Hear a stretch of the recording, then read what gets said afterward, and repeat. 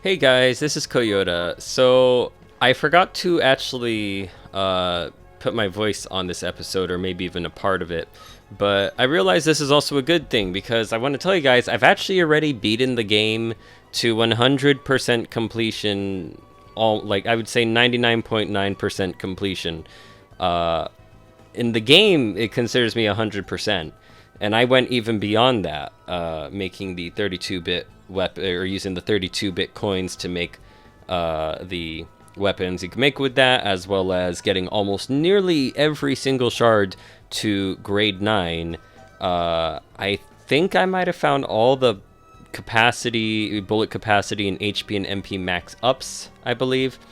And yeah, so that's all done. Now I'm actually going to be covering more than just it's like, oh, I beat the game and I completed it, all that, but I want to cover the shards nets. Like, hey, I want to talk about the shards, I want to discuss them, which were my favorites, what was good, what was kind of and so on, and then I'm going to do that with weapons. I'm going to talk about the techniques that come with each weapon class, as well as the specific techniques, and so on. Those will get released when much earlier, because those have, well, yeah, it has like all the, I have all the stuff and etc, etc.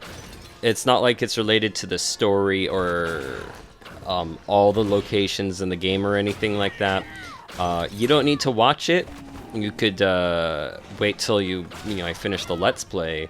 I'll try to release that each day, well, not each day, but like each day or every second day when possible and everything, right?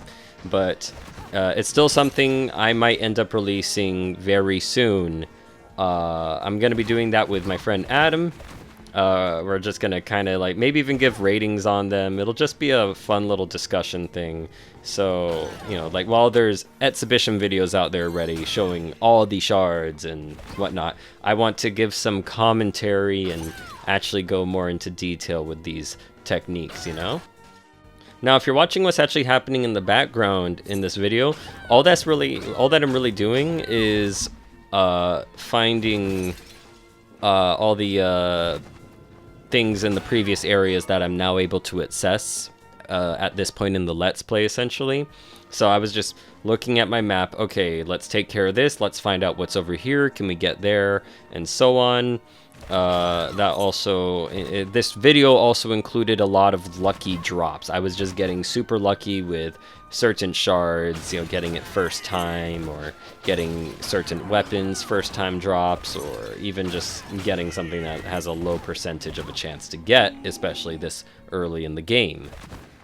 I also do plan on playing the other two modes, starting with the boss rush mode. And I also want to do New Game Plus, just to get an idea of like, hey, since I'm basically godlike in all my stats now and all that kind of stuff, I wanted to see just how crazy it would be to just go into the New Game Plus with all of that, right? And then of course there's the speedrun mode.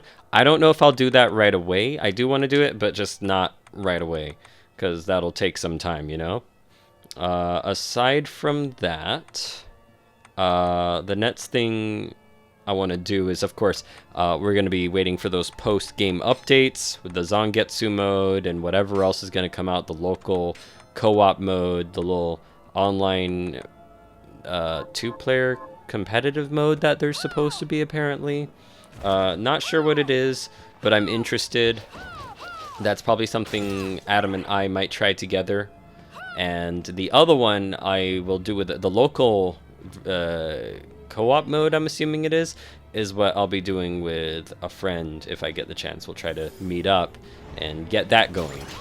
Oh, and I should mention, from episode 1 to completion, there are 31 episodes total of me doing the entire game to pretty much 99.9% completion.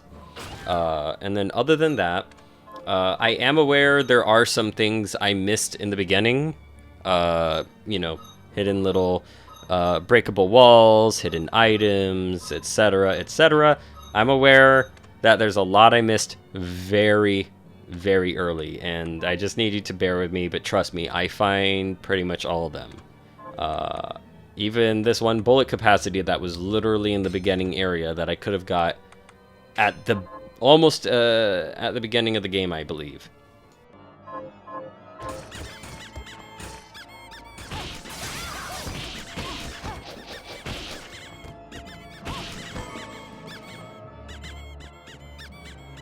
But as you see, not really too much happens in this episode. Found some toy shoes. And yeah, that was pretty cool, you know, it was cute sounding and all that. But I'm just gonna show a montage of just, you know, here's me visiting a new room, finding some treasure, and then I just have some dialogue stuff to show afterwards. And that's all there will be for this episode. So I'll be working on the releasing the next one soon. Enjoy for now, and of course, as always, I hope you have a good day. To squeeze through. Any ideas? As a matter of fact, Zangetsu just sent a message arrow about that.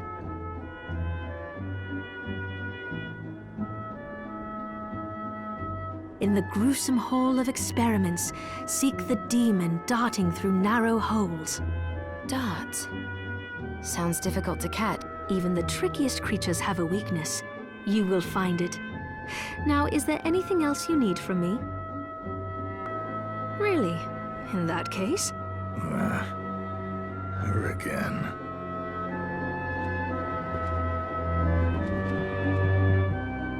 Wait, you still haven't told me. Sorry, Miriam. It's all right. I'm used. The gifted ones are always the hardest to... Like it. Oh, you often bring up your promise to Jibel, but only vaguely, never in detail. Really? Yes. Are you ever going to tell me the whole story? Well, back then, the experiments left me feeling stripped of my humanity. The pain from the crystal was a constant reminder. At one point, I lost my will to live entirely. Jibel and I got into a fight over some stupid thing. And I shouted, "How long are you going to pretend you're human? We're monsters now." But I'll never forget what he said to me. If we ask for the demon's power, then we're monsters. But if people force us to take it, then our power doesn't make us good or bad. Our choices do. That freedom of choice is proof we're human. It cheered me right up. I felt like a person again, and that was when we promised to stop each other. If we ever lost the ability to choose. Sorry, I know it's a long story. No. I'm glad I asked about it, and that you were willing to tell me. Of course.